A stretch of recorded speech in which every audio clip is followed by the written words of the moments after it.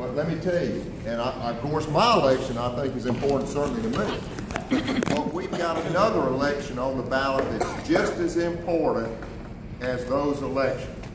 And it is about Initiative 42. The people of the state of Mississippi were given the right to initiate legislation. I was in the legislature when that happened. Earl, I think, was Representative Banks as well. Now, what we've got on 42, we had over 120,000 Mississippians sign their name to a petition to put this on the ballot. Okay. What's on the ballot would should the state be required, 42, to provide for the support of an adequate and efficient system of free public schools. That was what was put on the ballot. Now the legislature, I voted against it.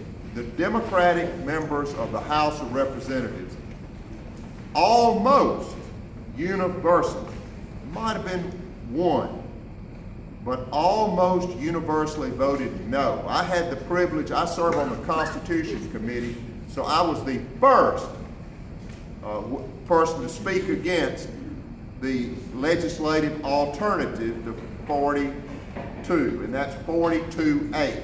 Delano's my rep. What's that? Scott Delano's my rep. Scott Delano is my representative. Well, there you go. He voted for 42A. He's the chair. Now the deal is, they put this on the ballot. They put an alternative that is so confusing, it sounds like the real thing, but it's not. There's no way to enforce what they say. Now the system that they have, they've changed the initiative in effect by statute. If you don't vote, you can mean to vote a certain way, but you can be tricked up and tripped up mighty easily. Look at, and we've got to have a massive educational campaign. If you vote any kind of way wrong, your vote goes out. They don't count it. You've got to vote, look at it, vote for approval of either or against both. You've got, if you want to vote for the education, the real education initiative is 42. You've got to vote you've got to vote for approval of either initiative 42A or 42 or 42. You got to vote for the first block. Then you come to the second block, and then you have to vote for the top. If you don't, if you fail, if you vote for the bottom on either one, or you vote for both on either one, your vote doesn't count. So the only way you can vote for it, if you want to keep Mississippi on top on education, you got to vote, your vote has to be marked on top both times. Top is for education, bottom is against education on both of these questions. And you got to vote for twice. This is very complicated, and there's a reason it's complicated, because the people against it are smart people. They know very well what they're doing. But I believe our people that are for education are really the smart people in this state, because the only way we can proceed as a state is for it. But we've got to get the word out in every church, every civic group, because if people, imagine an 85-year-old retired person coming in and getting a ballot.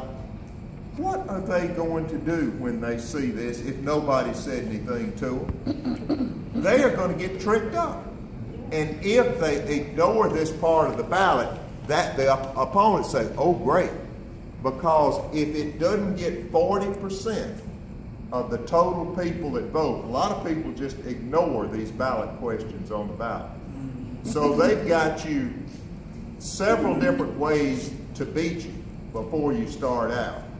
So you've got to go in with a focused mind and knowing what you're doing if your vote is going to count for education. If you want to keep, again, if you want to keep Mississippi on top, you got to vote on top for number 4 and 4 on the bottom. And I'm telling you, if you don't, and when they start the teacher layoffs, and when public education is saved in this next 4 years, who will we have to blame if we didn't do everything we can? And Representative Banks, people can say it, but if they don't put the money there, it's fixing to happen. And you know, public education is not, some people are not for public education in this process. I'm sorry, that's just the way it is. So a massive education program needs to be started. Every church, every civic event, every barbershop, every hairdressing thing, it's got to work. If it doesn't work, we're going to lose. Yeah, I was going to say, parents in public schools, I think, did something that helped. On the ballot, they actually circled the one that you're supposed to vote for, and that helped. That helps, but what we've got, though, we're fragmented. We've got Parents for Public Schools, which is doing work, the Democratic Party, but we've got to get the religious leaders, the church folks. We've got to get everybody involved. Yeah, my point was,